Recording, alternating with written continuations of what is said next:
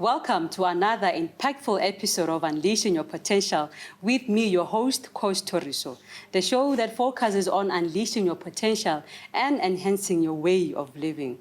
I am here in the studio with another exceptional coach, which is Coach Sibonile Mbele.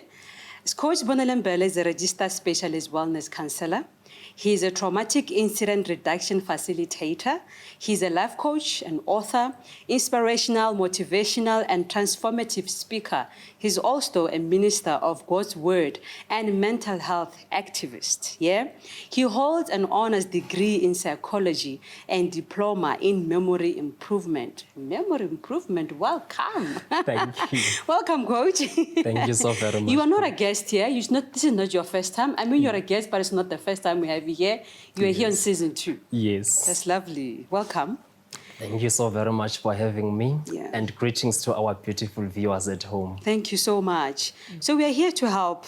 I think this is Anonymous. Anonymous. Right. I'm going to read her story. I know Okay. that you deal with these things on a daily basis. Yeah. That's true. She says that, dear Unleashing Your Potential team, I'm a lady in her mid-20s who experienced rape at quite a tender age. Excuse my darling. I was in my teen years when my father repeatedly raped me while my mother watched helplessly and hopelessly. I can still vividly recall the sight of him forcing himself on top of me. Sure. I screamed and yelled, but he would not listen. I have been to counselors and they told me to forgive so that I could heal. But how on earth do I forgive a person that I'm so angry with? Shema, darling. Where do I even begin to forgive when all my heart is full of sadness, bitterness, and anger towards the man who violated my body, who happens to be the very same man who violated my body against my will?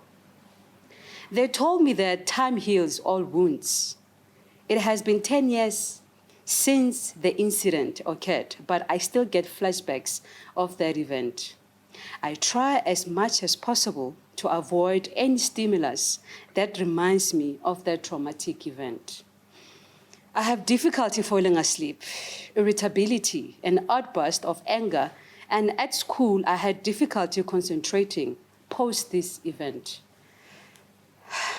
I have done all I possibly can to try and rid myself of all these intrusive thoughts and images of traumatic incident, but without any success.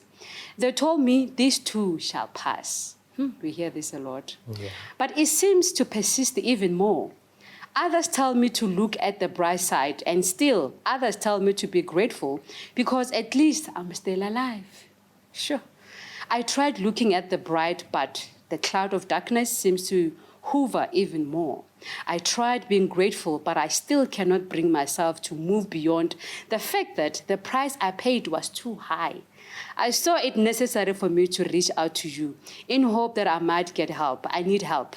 I keep asking myself, why me? Why did it have to be me, oh God? Could it not be somebody else? Why was I not avoided, God? Am I trying to make sense of it all, but I just cannot? Wow, this is the last part. I have been told a couple of times to be strong, but in all honesty, I do not even know what the meaning of being strong is at this point. I'm at a point of breaking down, and slowly but surely I'm losing myself. I have lost touch with reality as I dwell more in what is in my head. My responses are no longer directed to what is happening in here and there and now, but I find myself responding to my past experience and in my present. My mental is deteriorating, and this escalates my anxiety levels. I hope this finds you well, and pray and hope that I get my life back. Yours sincerely, Anonymous. Sure. She has been through a lot. Yeah, indeed. She went through a lot. Where do we start? Yeah, and I'm sorry what you went through, Anonymous. That is Yeah. sad. Nobody deserves to go through what you went through. That's true. Yeah. That's true, Coach. It's quite a very touchy story, so to speak. And I think it's also one of the things that, especially as the Black society, we need to look into, because what Anonymous is describing in the letter is very much typical of trauma. Yeah. difficulty with concentration, irritability, trying to avoid thoughts and all of that. Those are symptoms of trauma. Trauma has got 3 categories of symptoms. You have got arousal symptoms. That is where you get your irritability, outburst of anger, difficulty with sleeping even. And we also have your avoidance symptoms.